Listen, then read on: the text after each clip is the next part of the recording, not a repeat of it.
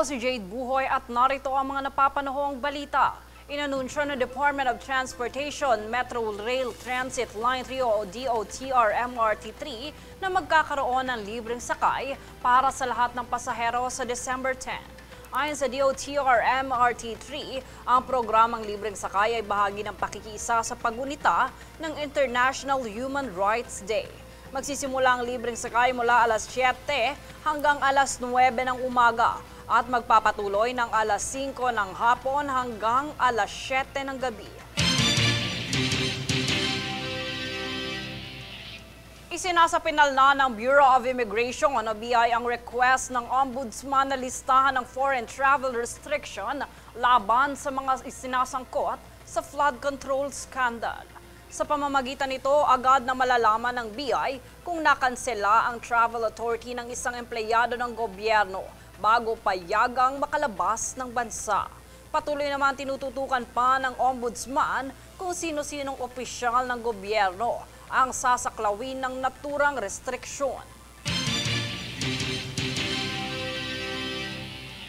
Suportado ng Philippine National Police o PNP ang pagpapalabas ng reward money para sa mabilis na pag-aresto kay former Ako Bicol Party List Representative Saldico. Ayon sa PNP, gagawa sila ng formal na rekomendasyon sa reward scheme na para sa publiko.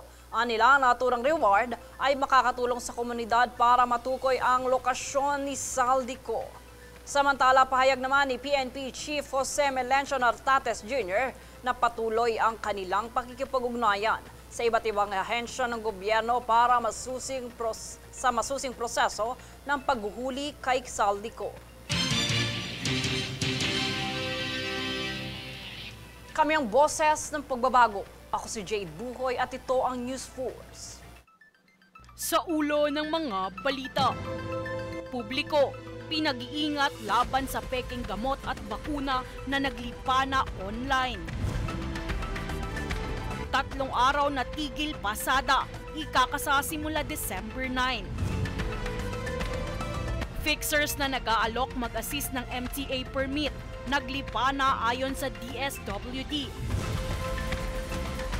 Listahan ng foreign travel restriction sa mga sangkot sa flood control scandal, pinaplansya na.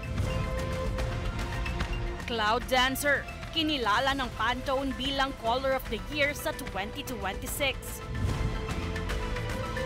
Iyala at Bagunas, Best Choice bilang SEA Games flag bearers ayon kay POC Press Tolentino. Patas at pantay na balita, komprehensibong ulat para sa pulso ng masa. Ito ang News Force.